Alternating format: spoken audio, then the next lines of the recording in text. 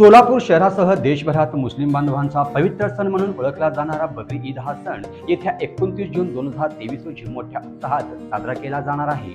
हा सण मुस्लिम बांधव मोठ्या गुण्या गोविंदाने उत्साहाने जल्लोषाने आपापल्या परीने साजरा करतात। नेमकं बकरी ईद का साजरी केली जाते, कशा पद्धतीने साजरी करावी, बकरी ईदची सुरुवात कधी कशी झाली, अशा अनेक प्रश्नांची उत्तरे देण्यासाठी आज लोकप्रधानच्या स्टुडिओत थेट भेट या कार्यक्रमात आपल्यासोबत चर्चा करण्यासाठी प्रमुख पाहुणे म्हणून आलेले आहेत तंजीम हमदर्द इन्सानियतचे अध्यक्ष हाफिज महबूब नदाफ आणि तंजीम हमदर्द इन्सानियतचे कार्याध्यक्ष मौलाना रमजान यांच्यात खुली चर्चा होणार आहे। तर वेळेचे अवलंब न करता आपण चर्चेला सुरुवात करूया। अस्सलामु अलैकुम वरहमतुल्लाहि वबरकातुह। मैं हाफिज महबूब नदाफ तंजीम हमदर्द इंसानियत educational welfare and charitable trust का शहर ज़िले का प्रेसिडेंट हूँ।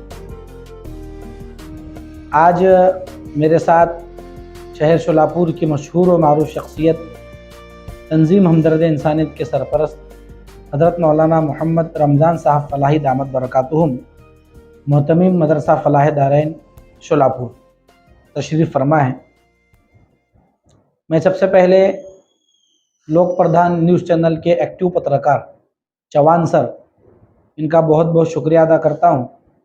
और इसी तरह लोक प्रधान के ओनर, लोक प्रधान के संपादक, उप संपादक और तमाम ज़िम्मेदारों का दिल की गहराइयों के साथ शुक्रिया अदा करता हूं कि उन्होंने एक अहम टॉपिक पर, एक अहम उन्वान पर मुझे और मौलाना को दावत दी और कुछ हकीकतें और कुछ ज़रूरी मसाइल साफ़ तौर पर और खुले तौर पर पेश करने का मौका दिया। हम तमाम हजरात को मालूम है कि ये महीना जो चल रहा है ज़िलहिज्जा का महीना चल रहा है। इस महीने में जहाँ पर बहुत सारे आमाल है, उसमें एक अहम अमल कुर्बानी का है। उसी के मुतालिक चंद सवालात और चंद जवाबात हैं और चंद इश्कालात हैं, जिसका जवाब कुरान और हदीस की रोशनी में हज़रत मौलाना हम तमाम हजरात को देंगे।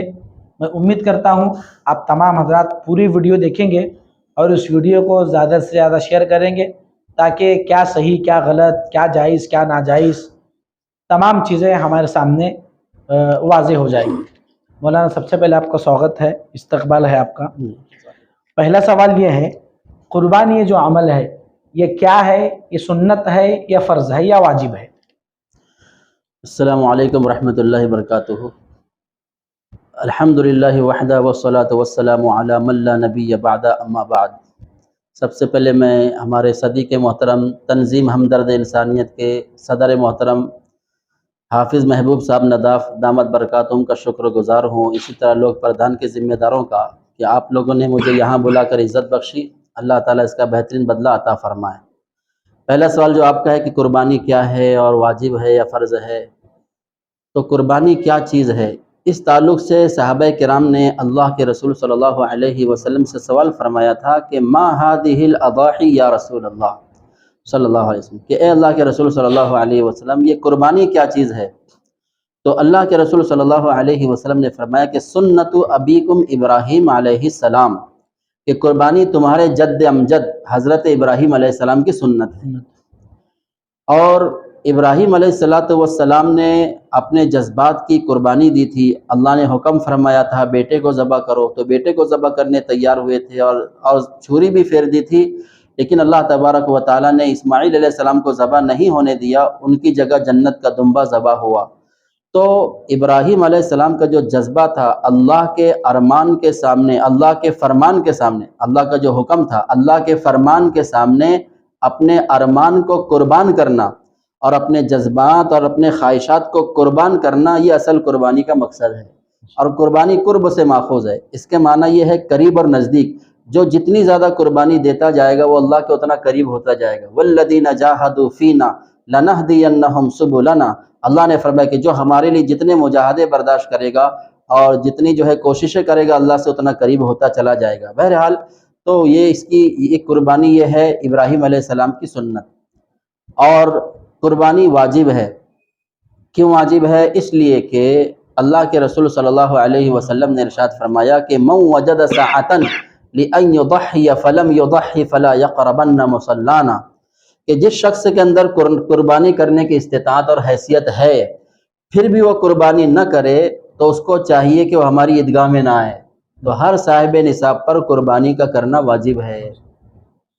دوسرا سوال یہ ہے مولانا، جیسا کہ آپ جی نے ابھی کہا کہ ہر صاحب نصاب پر قربانی کرنا واجب ہے. جی جی زکوٰۃ کے معاملے میں بھی یہ دیکھا جاتا ہے کہ وہ زکوٰۃ کس پر فرض ہے. جواب یہ ملتا ہے کہ صاحب نصاب پر فرض ہے. قربانی کس پر واجب ہے؟ تو یہی جواب ملتا ہے کہ صاحب نصاب پر واجب ہے. جی تو یہ صاحب نصاب کیا ہے، تھوڑا واضح طور پر بتائیں. جی نصاب کا حساب یہ ہے کہ صدقہ فطر جن لوگوں پر قربانی ان لوگوں پر واجب ہے جن پر صدقہ فطر واجب ہے، اور جن پر زکوٰۃ واجب ہوتی ہے ان پر قربانی بدرجہ اولا واجب ہوتی ہے. اب یہ نصاب کا حساب یہ ہے کہ کسی کے پاس 7.5 تولہ سونا یا 52.5 تولہ چاندی یا یہ کہ اتنا ہی روپیہ پیسہ یا مال تجارت اگر کسی کے پاس میں ہے، یا تھوڑا بہت سونا ہے، کچھ چاندی ہے، تھوڑا بہت روپیہ پیسے ہے، کچھ مال تجارت ہے، یہ سب کو جمع کیا جائے گا. اور جمع کرنے کے بعد کتنی اماؤنٹ بنتی ہے وہ دیکھیں گے. اور قرضہ وغیرہ جو ذمے ہیں، اگر ذمے میں قرضہ ہے تو قرضے کو مائنس کریں گے اور اس کے بعد میں دیکھیں گے کتنی اماؤنٹ بچتی ہے. اگر وہ بقیہ شدہ رقم 52.5 تولہ چاندی کی مقدار کو اگر پہنچ رہی ہے تو اس صورت میں وہ نصاب کا مالک کہلائے گا. مثال کے طور پر اگر مان لو کہ چاندی جو ہے 600 روپیہ تولہ ہے، 600 روپیہ تولہ اگر چاندی ہے تو 52.5 تولہ کے اعتبار سے 31,500 ہو جاتے ہیں. 31,500 روپیہ اگر کسی کے پاس میں، یا کہ ہر زمانے کے اعتبار سے چونکہ اتار چڑھاؤ چلتا رہتا ہے، تو جس سال میں جو ہے چاندی کی جو قیمت ہوگی اس کے حساب سے جو ہے 52.5 تولہ چاندی کے حساب سے کتنی اماؤنٹ بنتی ہے وہ نصاب کی مقدار ہوگی. ابھی مثال کے طور پر 31,500 روپیہ یہ جو ہے اس میں 52.5 تولہ چاندی آتی ہے. اب کسی کے پاس میں سب ملا کر کے جو ہے تھوڑا چاندی، سونا اور اسی طریقے سے پیسے ویسے ملا کر 31,500 تک ہو رہا ہے تو وہ صاحب نصاب کا مالک کہلائے گا اور اس کے اوپر قربانی کیا ہوگی؟ واجب ہوگی. اب جس طرح مولانا زکوٰۃ کے متعلق یہ کہا جاتا ہے کہ زکوٰۃ آپ آج صاحب نصاب بن گئے تو اس پر سال کا گزرنا ضروری ہے، شرط ہے. جی کیا قربانی کے لیے بھی سال کا گزرنا شرط ہے؟ جی زکوٰۃ کے لیے حولان حول یعنی سال کا گزرنا یہ زکوٰۃ کے فرض ہونے کے لیے جو ہے ضروری، یعنی شرط ہے کہ جب ایک سال گزر جائے گا تب اس کے اوپر زکوٰۃ فرض ہوگی. لیکن جو ہے قربانی کے لیے سال کا گزرنا ضروری نہیں ہے. اگر آج کی آج ہمارے پاس میں اتنی اماؤنٹ، اتنا پیسہ اگر آ جاتا ہے جو 52.5 تولہ چاندی کی مقدار تک پہنچتا ہے تو ہم پر قربانی کیا ہوگی؟ واجب ہوگی. یعنی کل عید ہے اور کل قربانی کرنے کا دن ہے تو آج میں مغرب تک یا عصر تک صاحب نصاب بنتا ہوں، یا صاحب نصاب کے لیے جو رقم جو سونا چاندی طے کی گئی ہے اگر میں اس پر وہ حدود تک پہنچتا ہوں تو اس وقت میں صاحب نصاب بن گیا تو کل کی جو میری قربانی ہے وہ میرے لیے کرنا ضروری ہے. اس لیے کہ آپ کے پاس اتنا پیسہ آ گیا جو نصاب تک پہنچ رہا ہے. تھوڑے میں ایسا ہے کہ سال کا گزرنا شرط نہیں ہے جس طرح زکوٰۃ پر سال کا گزرنا شرط ہے. مولانا آپ نے قربانی کی وعید تو بتا دی کہ جس آدمی پر قربانی واجب ہے وہ نہیں کرتا تو اللہ کے رسول صلی اللہ علیہ وسلم نے فرمایا کہ وہ ہماری عیدگاہوں تک نہ آئیں. تو یہ تو وعید ہوئی، تو قربانی جس پر واجب ہے اگر اس نے خلوص کے ساتھ اللہ کو راضی کرنے کے لیے قربانی کی تو اس کے لیے کیا فضیلت ہے، اللہ کے یہاں کیا اجر و ثواب ہے؟ ماشاءاللہ ہر عمل پر چونکہ وعدہ اور وعید کہ جو بھی کام ہے اللہ کی طرف سے، اللہ کے رسول صلی اللہ علیہ وسلم کی طرف سے جن کاموں کے کرنے کو کہا گیا اس کو کریں گے تو وعدے ہیں، اور اگر نہیں کریں گے تو وعید ہے. تو وعید تو سامنے آ گئی، اور وعدہ یہ اسی حدیث میں جس میں صحابہ کرام نے پوچھا تھا اللہ کے رسول صلی اللہ علیہ وسلم سے کہ قربانی کیا ہے، تو آپ نے فرمایا تھا کہ تمہارے جد امجد ابراہیم علیہ السلام کی سنت ہے. اور اس کے بعد میں صحابہ نے دوسرا سوال یہ فرمایا تھا کہ فما لنا فیہا یا رسول اللہ صلی اللہ علیہ وسلم، کہ اللہ کے رسول صلی اللہ علیہ وسلم یہ بتائیے کہ اگر ہم قربانی کریں گے تو ہمیں کیا ملے گا؟ تو پھر آپ علیہ السلام نے فرمایا کہ بکل شعرۃ حسنہ، کہ ہر بال کے بدلے میں ایک ایک نیکی ملے گی. اب جانور کے کھال پر کتنے بال ہوتے ہیں تو اللہ ہی کو معلوم، اور ہر بال کے بدلے میں ایک ایک نیکی ملے گی، یعنی بے شمار نیکیاں اس کو ملتی ہے. پھر انہوں نے پوچھا صحابہ کرام نے کہ فالصوف یا رسول اللہ صلی اللہ علیہ وسلم کہ صوف کے بارے، اون کے بارے میں آپ کا کیا خیال ہے، اس کے بارے میں کہ اس پر بھی اجر ہے کہ نہیں ہے؟ تو آپ علیہ السلام نے فرمایا بکل شعرۃ من الصوف حسنہ، کہ اون کے ہر بال کے بدلے بھی ایک ایک نیکی اللہ تعالیٰ عطا فرماتے ہیں.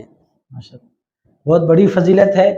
تو تمام صاحب نصاب کو چاہیے ہم اونٹ پر، بکرے پر یا جن جن جانوروں کی قربانی انشاءاللہ وہ آئے گا ابھی، تو ان کی بالوں کی تعداد ہم گن نہیں سکتے، کاؤنٹنگ کر نہیں سکتے کہ کتنے ہیں.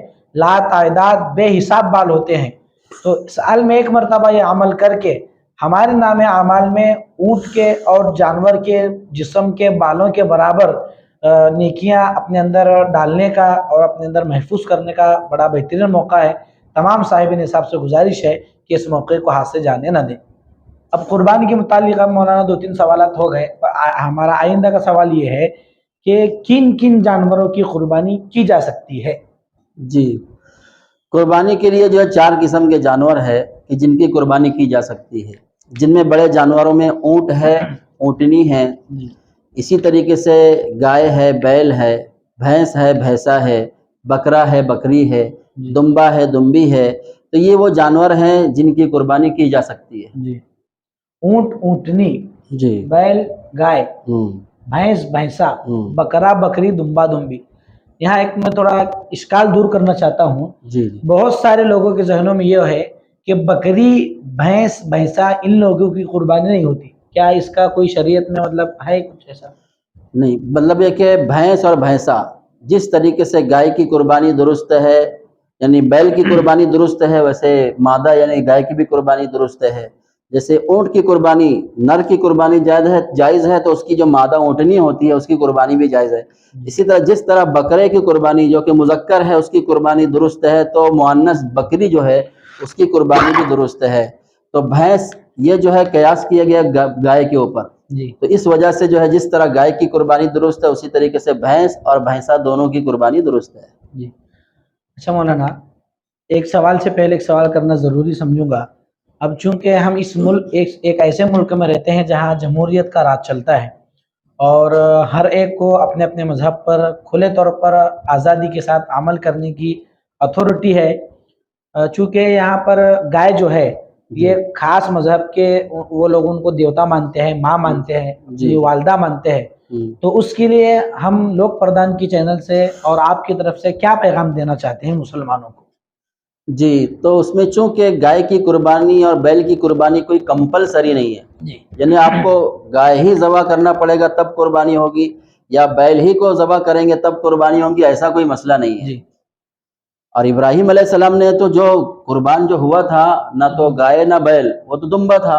جی جی، اور یہ سنت ابراہیمی ہے تو اس میں تو دمبے کا ثبوت ملتا ہے، اس میں تو گائے اور بیل ہے ہی نہیں. تو یہ کوئی کمپلسری چیز نہیں ہے. اور ہمارے ہندوستان کے اکابر علماء وہ بھی سارے عوام الناس کو جو ہے اس بات کا فتویٰ دیتے ہیں اور جو ہے تاکید کرواتے، ترغیب دیتے ہیں، بلکہ تاکیدی حکم دیتے ہیں کہ جس ملک کے اندر ہم رہتے ہیں اس ملک کے اندر برادران وطن چاہے کسی بھی دھرم سے تعلق رکھنے والے ہوں، ہم اپنے اعمال سے، اپنے کام سے کوئی ایسی چیز نہ کریں جس کی وجہ سے ان کے دل کو ٹھیس پہنچے یا ان کے جذبات مجروح ہوں، اور جبکہ اس کا متبادل ہمارے پاس موجود ہے. متبادل جب ہمارے پاس موجود ہے تو جو ہے ایسی چیز اختیار نہ کرے جس کی وجہ سے برادران وطن کو تکلیف ہو، دکھ ہو. تو لہٰذا گائے، بیل وغیرہ اس کی قربانی نہ کرتے ہوئے دیگر جو جانور ہیں جیسے کہ اونٹ، اونٹنی وغیرہ اگر وہ نہیں ہو سکتے تو بھینس ہے، بھینسا وغیرہ ہے، یا بکرا، بکری ہے، دمبا، دمبی ہے، ان چیزوں کی قربانی کرے تو زیادہ بہتر ہوگا. جس طرح کے مولانا نے گزارش کی، اپیل کی، میں بھی ایک ذمہ دار ہونے کی حیثیت سے تمام مسلمانوں سے اپیل کرتا ہوں.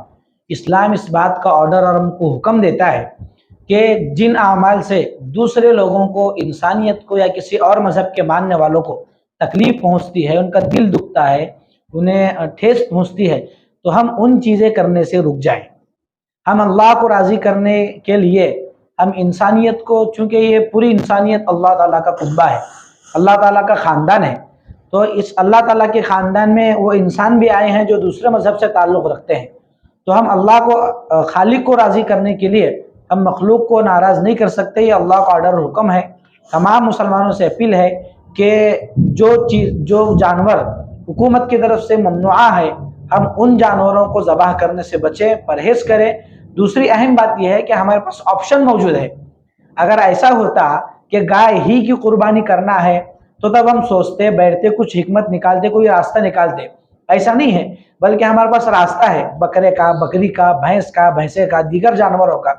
तो इस ताकीद के साथ हम इस बात पर अमल करें और इस पूरे पैगाम को हम इस्लाम का आम करें कि इस्लाम वो मज़हब है कि अपने मज़हब पर अमल करने के लिए दूसरे मज़हब का भी थोड़ा बहुत ज़्यादा गहराई के साथ सोचता है कि दूसरों को तकलीफ ना हो, दूसरों को दुख ना पहुंचे।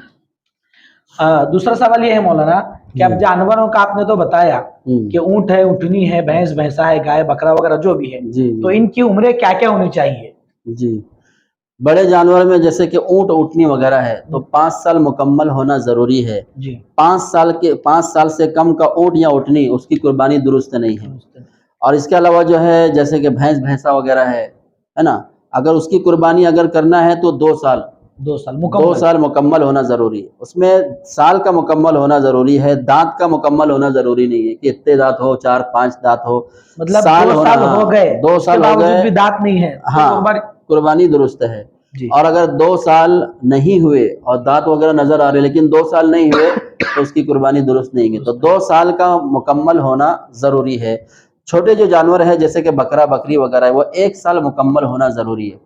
और उसके नीचे जो दुम्बा दुम्बी वगैरह दुम्बा है उसका भी 1 साल का होना ज़रूरी है। लेकिन सिर्फ दुम्बे के अंदर ये ऑप्शन है कि अगर दुम्बा 6 महीने का है लेकिन वो इतना फरबा मोटा ताज़ा है जो 1 साल के बराबर बकरे की तरह नजर आ रहा है तो उसकी कुर्बानी भी दुरुस्त है। लेकिन अगर वो 6 महीने में इतना मोटा ताज़ा नहीं है कि साल भर के बराबर नजर आए तो तब भी उसकी 6 महीने में कुर्बानी दुरुस्त नहीं होगी, उसके लिए भी 1 साल का होना ज़रूरी। 6 महीने में उस वक्त तो गुंजाइश है जबकि वो 6 महीने में इतना मोटा ताज़ा हो कि साल भर के बराबर नजर आए। जी, तमाम हज़रात इस मसले को गौर से सुने। ऊँट ऊँटनी 5 साल के मुकम्मल हो, भैंस भैंसा गाय वगैरह जो है वो 2 साल से ज़ायद हो यानी 2 साल मुकम्मल हो, बकरा बकरी दुम्बा बकरा बकरी जो है 1 साल मुकम्मल हो। लेकिन दुम्बे के मुतालिक ये है अगर 6 महीने का दुम्बा हो लेकिन वो इस तरह नज़र आता हो देखने में कि वो 1 साल का लगता हो तो उसकी कुर्बानी दुरुस्त है। अब ये सवाल है मौलाना, अभी आपने शुरू में कहा कि साहिब निसाब पर कुर्बानी वाजिब है। देखा ये जा रहा है कि मैं साहिब निसाब हूँ, मेरे भाई फॉर एग्जाम्पल मेरे घर में 3 भाई हैं और चारों पर कुर्बानी वाजिब है यानी चारों साहिब निसाब है। अगर चारों की तरफ से अगर एक ही अगर जानवर ज़बा किया जाए तो क्या ये दुरुस्त है? चूँकि प्यारे नबी सरकार दो आलम सल्लल्लाहु अलैहि वसल्लम ने इस ताल्लुक से वजाहत और क्लियर कट फरमाया, साफ साफ ये फरमाया मन वजद सअतन लिअन युضحिया फलम युضحि फला यक़रबन मुसल्लाना, कि जिस शख्स के अंदर कुर्बानी करने की इस्तिताअत है, ताकत है, जिस शख्स के अंदर कुर्बानी करने की ताकत है फिर भी कुर्बानी न करे तो हमारी ईदगाह में ना आए। अब 4 लोग के ऊपर कुर्बानी वाजिब है, उसमें से एक करेगा बाकी 3 ना करे तो 3 गुनहगार तो 3 गुनहगार होंगे। आपने फरमाया कि हमारी ईदगाह में ही ना आए। तो लिहाजा इस रिवायत से मालूम होता है कि जो भी साहिब निसाब है, घर में 4 लोग हैं, 4 लोग साहिब निसाब है तो चारों के ज़िम्मे कुर्बानी ज़रूरी है, वाजिब है उनके ऊपर कुर्बानी करना। अब या तो बड़ा जानवर में चूँकि 7 हिस्से होते हैं, एक बड़ा जानवर ले लिया उसमें 7 लोग की तरफ से कुर्बानी हो जाती है तो हिस्सा ले ले, और अगर अल्लाह ने ताकत अता फरमाई है तो बकरा ले ले, सब 4 लोग हैं तो 4 बकरा ले ले, नहीं 4 बकरा ले सकते हैं तो बड़े जानवर में हिस्सा ले ले। जैसा कि मौलाना ने बहुत अहम मसला बयान किया, ये आम तौर पर देखा ये जा रहा है कि एक घर में 5-6 अफराद है, 5-6 अफराद अल्हम्दुलिल्लाह अच्छा कमाते हैं और तमाम अफराद साहिब निसाब है, लेकिन तमाम मिल करके एक छोटा जानवर लेके कुर्बानी करके ये समझते हैं कि हम तमाम की तरफ से कुर्बानी अदा हो गई। ऐसा नहीं है, तमाम के लिए अलग अलग कुर्बानी करना और तमाम के लिए अलग अलग हिस्सा लेना ज़रूरी है। अगर ना लें तो वो गुनहगार होंगे और उस वईद के ज़ुमरे में आएंगे जिसमें रसूलुल्लाह सल्लल्लाहु अलैहि वसल्लम ने कहा कि कुर्बानी की इस्ताअत होने के बावजूद जो अहबाब कुर्बानी न करते हो वो हमारी ईदगाहों के करीब न आए। तो कोशिश करें कि हर साहिब निसाब कुर्बानी करें। ये तो कुर्बानी हो गई मौलाना। कुर्बानी गोश्त की तकसीम के सिलसिले में आम तौर पर यह देखा जाता है कि आप कुर्बानी किए, मैं किया, तो मैं कितना ही दूर क्यों ना हो आपका मकान, क्योंकि आप गरीब होते हैं, मालदार होते हैं, तो मैं गोश्त ला करके आपको देता हूँ। फिर आपका जहन ये बनता है कि हाफिज महबूब साहब ने मुझे गोश्त ला करके दिया, मैं भी उनको ले जा करके देना, तो असल मुस्तहिक तक नहीं पहुंचता। तो कुर्बानी की गोश्त की तकसीम शरई एतबार से क्या है और क्या पैगाम देना चाहेंगे आप? इस ताल्लुक से अम्र मसनून ये है कुर्बानी के गोश्त की तकसीम के बारे में कि उसके कुल 3 हिस्से किए जाएं। जी, جو بھی قربانی کا گوشت ہمارے پاس ہے اس کے 3 حصے کیے جائیں. ایک حصہ اپنے خود کے لیے استعمال کریں اور ایک حصے میں رشتہ داروں کو تقسیم کریں اور ایک حصہ غریب غربا پر تقسیم کریں. اور چونکہ عام طور سے ایسا ہوتا نہیں ہے جیسا کہ آپ نے فرمایا کہ اپنے لیے رکھ لیتے ہیں سب کا سب، یا یہ کہ زیادہ سے زیادہ کچھ قریبی رشتہ داروں کو دے دیتے ہیں اور جو بیچارے غریب مستحق لوگ ہیں وہ محروم رہ جاتے ہیں.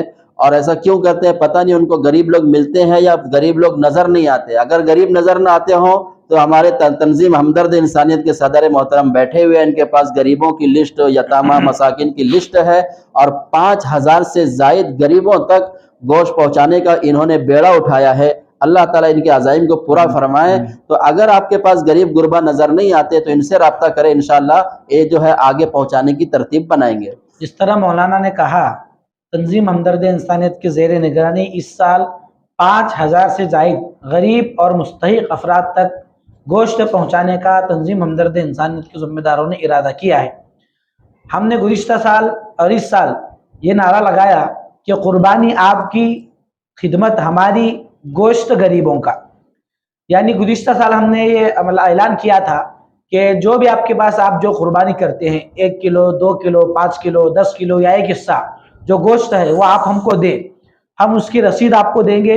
اس گوشت کے پیکٹ بنا کر جہاں پر گوشت نہیں پہنچتا، جن غریبوں تک، جن مستحقوں تک جو اصل میں اس کے حقدار ہوتے ہیں ان تک جو گوشت نہیں پہنچتا، تنظیم ہمدرد انسانیت الحمدللہ وہاں پر پہنچاتی ہے.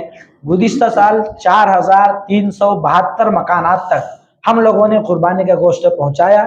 یہ تمام لوگوں کی امداد سے، تمام لوگوں کے توجہ کی برکت سے ہم لوگوں نے یہ بیڑا اٹھایا اور کامیاب بھی ہوئے.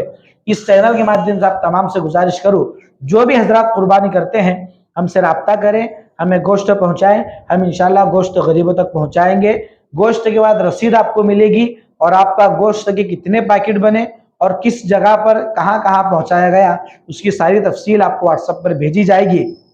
اس میں یہ ایک آپشن ہے، اگر کوئی بندہ ایسا ہے کہ وہ گوشت غریبوں میں تو تقسیم کرنا چاہتا ہے لیکن اس کے پاس غریبوں کی لسٹ موجود ہے تو اس طرح بھی چلے گا کہ وہ لسٹ بھی ہم کو دے، وہ جگہ بھی ہم کو بتائے اور ان کی ڈیٹیلز بھی ہم کو دے اور گوشت بھی ہم کو دے. ہمارے نمائندے انشاءاللہ پہنچائیں گے.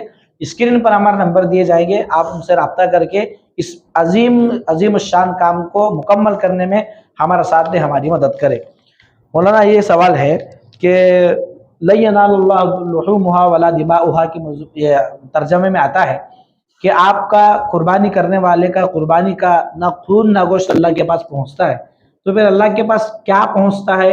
نہ خون پہنچتا نہ گوشت پہنچتا، تو اللہ تعالیٰ کو مقصود کیا ہے قربانی کروانے کا؟ قرآن میں اللہ تعالیٰ نے صاف فرمایا ہے کہ لَن يَنَالَ اللَّهَ لُحُومُهَا وَلَا دِمَاؤُهَا وَلَكِن يَنَالُهُ التَّقْوَى مِنكُمْ، کہ اللہ تبارک و تعالیٰ کو تمہارے قربانیوں کے گوشت اور خون وغیرہ نہیں پہنچتا، تمہارا تقوی پہنچتا ہے. یعنی تمہارے دل کے اندر کے جذبات کہ کس نیت سے اور کس جذبے کے ساتھ ہم یہ قربانی والا عمل کر رہے ہیں. اگر اللہ کو راضی کرنے کا جذبہ ہو، اللہ اور اس کے رسول صلی اللہ علیہ وسلم کے حکموں کو پورا کرنے کا جذبہ ہے تو یہ جو ہے اللہ کے لیے کہلائے گا اور اس پر اللہ تعالیٰ کی طرف سے اجر ہے. ہمارے تبلیغی بھائی بہت اچھی وہ روایت پیش کرتے ہیں، خلاصہ جس کا بیان کرتے ہیں کہ اگر کوئی بندہ اللہ کو راضی کرنے کے لیے کھجور کی ایک گٹھلی کے برابر بھی کوئی چیز صدقہ کرتا ہے تو احد کے پہاڑ کے برابر سونا صدقہ کرنے کا ثواب. اگر کوئی احد کے پہاڑ کے برابر سونا صدقہ کرے لیکن دکھلاوے کے واسطے، ریا کے لیے، شہرت کے لیے، نام و نمود کے لیے کرتا ہے تو اللہ تعالیٰ کے یہاں اس کو کھجور کی گٹھلی کے برابر بھی اجر نہیں ملتا. تو بہرحال اللہ کو راضی کرنے کے جذبے کے ساتھ، اخلاص و للہیت کے جذبے کے ساتھ اس قربانی والے عمل کو کرنا چاہیے. اور ایک سوال یہ ہے مولانا، بعض حضرات 50,000 60,000 1 لاکھ 2 لاکھ کا بکرا لے کر یا اس طرح کے جانور لے کر، بھئی کیا اس میں کوالٹی ہے؟ کیا اس میں ایسی بات ہے کہ اس کا ریٹ اتنا ہائی، اتنا مطلب حد تک پہنچ گیا؟ تو بولتے ہیں ہمارا بکرا کاجو کھاتا، بادام کھاتا، اور اس طرح پورے محلے میں، پورے گاؤں میں، پورے شہر میں اس جانور کی نمائش کرتے گھومتے ہیں، فوٹو نکالنا، دیگر مطلب چیزیں کرتے ہیں. تو یہ کہاں تک درست ہے جانوروں کی نمائش؟ جی اصل میں بخاری شریف کی پہلی روایت ہے انما الاعمال بالنیات، اعمال کا دار و مدار نیتوں پر ہے. وانما لکل امرئ ما نوی، इंसान को वही मिलेगा जिसकी उसने नियत की है।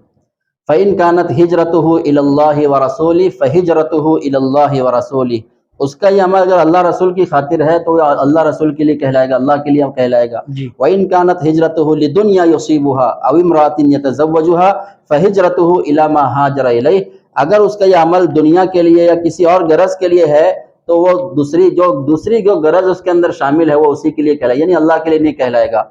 अब ये है कि नुमाइश करना, चूंकि दिलों का हाल, नियतों का हाल अल्लाह को पता है, कौन किस जज्बे के साथ, किसके दिल की क्या नियत है, और हम किसी को जाहिर के तौर पर हम किसी को रियाकार भी नहीं बोल सकते, इसलिए कि दिल का हाल अल्लाह को पता होता है, कौन मुखलिस है कौन रियाकार है, इसका फैसले का हक सिर्फ और सिर्फ अल्लाह को है। इसलिए कि अलीमुम बिज़ाति सुदूर, अल्लाह ही की ज़ात है कि अल्लाह ताला दिलों के भेदों को जानने वाला है। लेकिन यह कि जो है बड़ी बड़े दामों पर जानवर को ख़रीदना, फिर उसकी नुमाइश करना, और ये कि जो है अपनी शोहरत के लिए, दिखलावे के वास्ते इस तरह की हरकतें करना मुनासिब नहीं है।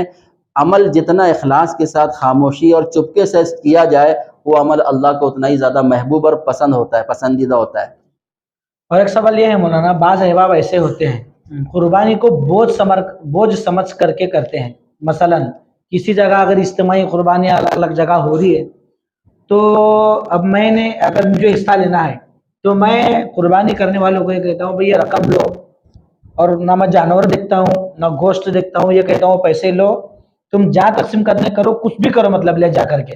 तो ये कहाँ तक दुरुस्त है? मतलब एक बोझ समझकर, ना वो गोश्त देखते ना उसका कुछ देखते, कितने पैकेट बने, कहाँ पहुँचा, फिर जानवर वो शरीयत एतबार से दुरुस्त था नहीं था, या मेरे साथ जो अहबाब थे उनका माल हलाल थे हमारे हराम था, ऐसा कुछ नहीं देखते, सिर्फ पैसे दे करके तुम लेकर जाओ, गोश्त क्या करते करो, इस तरह बोझ समझ कर कहते हैं। तो इस तरह करने वाले के लिए शरीयत में क्या वईद है और ये कहाँ तक दुरुस्त है? अल्लाह ताला के जितने अहकामात है और इसी तरह अल्लाह के रसूल सल्लल्लाहु अलैहि वसल्लम के जितने भी तरीक़े हैं, उन सारे अहकाम को, उन सारी चीज़ों को बशाशत क़ल्बी के साथ, यानी खुश दिली जिसको हम बोलते हैं, खुश दिली के साथ में और जो है फराख दिली के साथ में खुशी खुशी उसको पूरा करना, ये असल चीज़ है जी। और जैसा कि अल्लाह ने ज़मीन आसमान के बारे में फरमाया कि ज़मीन आसमान से कहा कि हमारे हुक्म को पूरा करो तौअन औ करहा, कि चाहे तुम खुश हो या ना खुश हो, हमारा हुक्म तो तुमको पूरा करना ही पड़ेगा। तो ज़मीन और आसमान ने भी कहा था अतैना ताइईन, कि अल्लाह हम तो आपके हुक्म को खुशदिली के साथ पूरा करने के लिए तैयार है। तो लिहाजा अल्लाह रसूल का हर हुक्म को खुशी खुशी पूरा करना चाहिए, बोझ उतारने के एतबार से, कि कोई मतलब है कि बददिली के साथ लाओबाली और गफलत और सुस्ती और काहिली और इस तरह के बेतवज्जुही के साथ में जो अमल किया जाता है, तो वो अमल अल्लाह के यहाँ पर नाकारा हो जाता है, नाकिस हो जाता है। और जो अमल नाकिस हो जाता है तो उसका सवाब भी क्या हो जाता है, नाकिस हो जाता है। तो कामिल और मुकम्मल बने तो इसके लिए क्या होना चाहिए, खुश दिली के साथ, बशाशत के साथ जो जानवर जो है जिसकी कुर्बानी करना है, बेहतर तो ये है कि पहले से उसको हमारे उलमा फरमाते हैं, पहले उसको लेवे, ये नहीं कि बस कुर्बानी कहीं भी इधर उधर करा दिया, छुट्टी हो गई। पहले उस जानवर को, मान लो बकरा है, बकरा पहले लेवे, खरीदे, कुछ दिन पहले लेवे, उसको खिलाए पिलाए, अपने से मानूस करे। जब एक दूसरे से मानूस होंगे, एक साथ में रहने की आदत पड़ जाएगी और एक दूसरे से, बकरा हमारे से मानूस और हम बकरे से मानूस हो जाएंगे, और जब कुर्बानी का दिन होगा, जब वो ज़बा होगा, तो फिर जो है हमारे जज्बात पर भी जो है छुरी फिरेगी, एक उनसियत, एक मोहब्बत पैदा हो जाती, तो उस कुर्बानी की बात ही कुछ अलग होगी। और यही कदर, यही जज्बात अल्लाह ताला के पास पहुँचते हैं। और एक सवाल ये है मौलाना कि कुर्बानी का जानवर का जो चमड़ा होता है, वो बात हजरात खसाई को बेचते हैं, ये बेचना और उसकी रकम लेना साहिब निसाब यानी जो कुर्बानी कर रहा है, वो दुरुस्त है क्या, जायज़ है क्या? खाल जो है, खाल उसको उजरत के तौर पर देना बिल्कुल दुरुस्त नहीं है। जिस जानवर को हमने कुर्बान कर दिया, उसकी हर चीज़ हमने कुर्बान कर दी। जब कुर्बान कर दी तो उसको बेचकर उससे कीमत, उस खाल के ज़रिए से माल हासिल करना या उस खाल के ज़रिए से किसी को उजरत वगैरह देना, ये दुरुस्त नहीं है। तो लिहाजा जो है, जो कसाई को अगर इस तरह कोई उजरत के तौर पर खाल वगैरह देते हैं तो ये अमल दुरुस्त नहीं है, उजरत के तौर पर नहीं दे सकते। अलबत्ता गरीब गुरबा को अगर कोई मुस्तहिक है तो हम वैसे ही सवाब की नियत से दे सकते हैं। और बेहतर ये है हमारे इस ज़माने के एतबार से कि खाल का बेहतरीन मसरफ़ और खाल का जो है बेहतरीन वो जगह जहाँ वो खाल दी जाए, وہ مدارس دینیہ ہیں جہاں غریب یتیم عام طور سے بچے رہتے ہیں، اس میں ڈبل ثواب ہے، ایک تو صدقہ کرنے کا ثواب اور دوسرے اشاعت علم دین کا، علم دین کو پھیلانے اور اس کو عام کرنے کا ثواب بھی ملتا ہے۔ بعض محلوں میں یہ دیکھا جا رہا ہے چمڑے کے متعلق، مسجد کے ذمہ داران چمڑا لے کر کے وہ اپنے مسجد پر یا پھر دیگر مسجد کے ضروریات پر اس کا جو رقم اس سے حاصل ہوتی ہے وہ خرچ کرتے ہیں، کیا اس طرح کرنا درست ہے؟ مساجد کے ذمہ داروں کا کھالوں کو جمع کر کے اس کی رقم کے ذریعے سے تعمیرات کرنا یا دیگر مسجد کی ضروریات میں یا یہ کہ امام کی تنخواہ وغیرہ میں اس کو دینا درست نہیں ہے۔ درست نہیں۔ یہ تو جو ہے کھال جو آئے گی اس کو بیچنے کے بعد جو مستحق غریب بغیر کسی اجرت کے، بلا کسی اجرت کے جو ہے ثواب کی نیت کے ساتھ میں ان کو دینا ہے۔ اگر مسجد والے لے کر اس کو تعمیر میں لگائیں گے تو یہ تعمیر کے اندر کھال کا مال تعمیر میں لگانا درست نہیں ہے، اور اسی طرح جو ہے بطور اجرت کے امام وغیرہ کو دینا بھی درست نہیں، امام کا کسی کو بھی بطور اجرت کے دینا درست نہیں ہے۔ تو جو کھال آتی ہے وہ کھال مدارس پر دینا چاہیے، اور مساجد والے اس کا یعنی جو ہے اس چیز سے اجتناب کرے، پرہیز کرے کہ کھالوں کو جمع کر کے مسجد کی جو ہے تعمیرات وغیرہ میں استعمال نہ کریں۔ آخری سوال یہ ہے مولانا، قربانی کا طریقہ، قربانی کی دعا اور کس طرح جانور کو قربان کیا جائے، یہ تھوڑا صاف الفاظ میں کھلے طور پر بتائیں تو بہت مطلب آسانی ہوگی لوگوں کو قربانی کرنے کے لیے۔ جی، تو اس میں یہ ہے کہ اس کا مسنون طریقہ یہ ہے، قربانی کا جو بھی جانور ہے، مان لو کہ بکرا ہے، دمبا ہے، اس کو تھوڑا پانی وانی پلا دیویں اور قبلہ رخ اس کو لٹا دیویں۔ قبلہ رخ لٹانے کے بعد میں جو دعا ہے مسنون دعا، انی وجہت وجہی للذی فطر السماوات والارض حنیفا وما انا من المشرکین ان صلاتی ونسکی ومحیای ومماتی للہ رب العالمین لا شریک لہ وبذالک امرت وانا اول المسلمین اللہم لک ومن کا، اتنا کہہ کر بسم اللہ اللہ اکبر کہہ کر ذبح کرے، اور ذبح کرنے کے بعد میں جو ہے ایک دعا ہے اللہم تقبلہ من، اتنا بولنے کے بعد من فلاں ابن فلاں کتنے لوگوں کی طرف سے یا کس کی طرف سے ہم قربانی کر رہے ہیں اس کا نام لے، کما تقبلت من حبیبک محمد صلی اللہ علیہ وسلم و خلیلک ابراہیم علیہ السلام، یہ دعا پڑھنا ہے، اور جو ہے مطلب اس طرح سے ہم کو کیا کرنا ہے، قربانی کرنا ہے۔ ایک ویڈیو اس وقت وائرل ہو رہا ہے ایک بہت بڑے عالم کا، وہ ان کا یہ کہنا ہے کہ خسائی جو ہوتا ہے منہ میں خود کا ماوا وغیرہ اس کے منہ میں ہوتا ہے، تو جو قربانی کرنے والا جو صاحب نصاب ہوتا ہے اس کو صرف وہ چھری چاقو پکڑا کر کے صرف تھوڑا گردن کٹواتا ہے اور پھر اس کو تھوڑا بازو سرکا کر کے پھر یہ پورے خسائی پوری اس کی مطلب اس پر چاقو چلاتا ہے۔ تو وہ عالم صاحب کا یہ کہنا ہے کہ اس طرح ذبیحہ شرعی اعتبار سے درست نہیں ہوتا اور ذبیحہ حرام ہو جاتا ہے، اس کے متعلق قرآن حدیث کی روشنی میں کیا مطلب آپ کے پاس جواب ہے؟ جی بالکل صحیح بات ہے، جانور کو جب ذبح کرنا ہے تو اس کی 4 رگیں ہوتی ہے، جی ذبح کرنے کے وقت میں چاروں رگوں کا کاٹنا ضروری ہے، صرف تھوڑا سا زخم لگا دیا، زخم لگنے کے بعد میں جیسا کس طرح جانور کا یعنی گلے پہ زخم لگنے کے بجائے اگر کہیں اور زخم لگ جائے یا کہیں اور سے اس کو ختم کر دیا گیا، مار دیا گیا اور رگوں کو نہیں کاٹا گیا اور وہ مر گیا تو وہ حلال جانور بھی جو ہے اس کا کھانا حرام ہو جاتا ہے، کیونکہ اس کو اللہ کا نام لے کر ذبح نہیں کیا گیا، اس کو ذبح کرنا ہے، اس کو زخمی کر کے مارنا نہیں ہے۔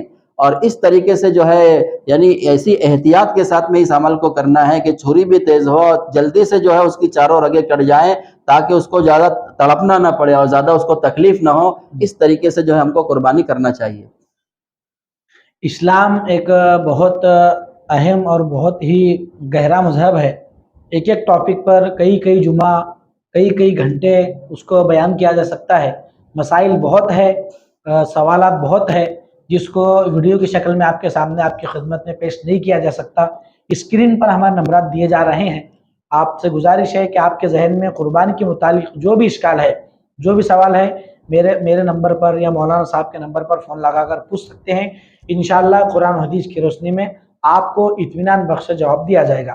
آخری مولانا ہم کو یہ پیغام دینا ہے کہ مسلم محلوں میں دیکھا یہ جاتا ہے کہ قربانی کرنا واجب اور دوسروں کو تکلیف دینا حرام، یعنی قربانی کے جو مطلب جو گندی چیزیں ہوتی ہیں جانور کی اس کو ایسی جگہ پر پھینک دیتے ہیں جہاں پر لوگوں کا آنا جانا ہوتا ہے اور اس بدبو سے لوگوں کو تکلیف ہوتی ہے، بیمار ہوتے ہیں لوگ، تو یہ کہاں تک درست ہے اور اس طرح کیا اسلام کرنے کی اجازت دیتا ہے؟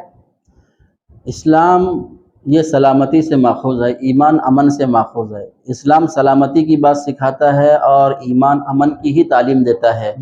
बुखारी शरीफ की रिवायत है, अल्लाह के रसूल सल्लल्लाहु अलैहि वसल्लम ने इरशाद फरमाया है कि अलमुस्लिमु मन सलिमल मुस्लिमून मिन लिसानिही व यदिही, मुसलमान बोलते ही उसको हैं कि जिसकी ज़बान से और हाथ से सारे लोग क्या हो, महफूज हो। खैरुन नास मन यनफउन नास, बेहतरीन इंसान वो है जो अपनी ज़ात से सारी इंसानियत को नफ़ा पहुँचाए, और तकलीफ़ पहुँचाने वाला वो कभी भी सच्चा पक्का मुसलमान नहीं हो सकता।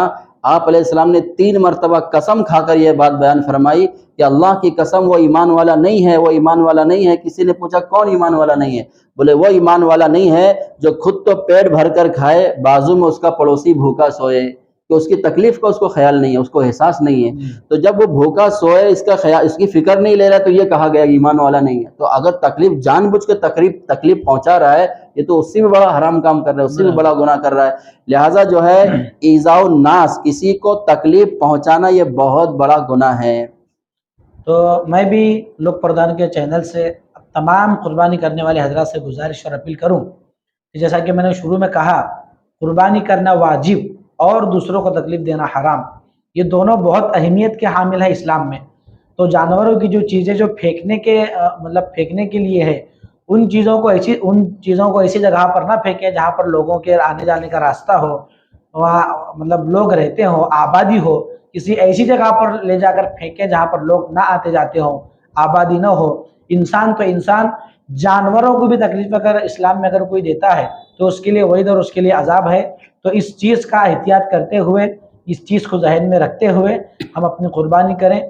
फिर एक मरतबा आपसे गुजारिश है कि जो भी इश्कालात हैं, स्क्रीन पर नंबरात दिए जा रहे हैं, आपसे गुजारिश है कि स्क्रीन पर जो नंबरात दिए जा रहे हैं उस पर राब्ता करके अपने इश्कालात का, अपने सवालों का जवाब हासिल कर सकते हैं। मैं तंजीम हमदर्द इंसानियत के ज़िम्मेदार होने की हैसियत से, मेरी जानिब से, मौलाना की जानिब से, तंजीम हमदर्द इंसानियत की तमाम ज़िम्मेदारों की जानिब से, लोक प्रधान के तमाम ही ज़िम्मेदारों का फिर एक मरतबा दिल की गहराइयों से शुक्रिया अदा करता हूँ कि उन्होंने बहुत ही अहम टॉपिक पर वक्त की नज़ाकत को, वक्त की ज़रूरत को समझते हुए हमें यहाँ पर बुला करके कुछ अहम मसाइल पर गुफ्तगू करने का मौका दिया। उम्मीद करता हूँ कि तमाम हजरात ये सुन करके जो हमें मतलब जो हमारे लिए ज़रूरी है उस पर अमल करने की कोशिश करेंगे। अल्लाह ताला हम तमाम को अमल की तौफीक अता फरमाए। अस्सलामु अलैकुम व रहमतुल्लाहि व बरकातुहू।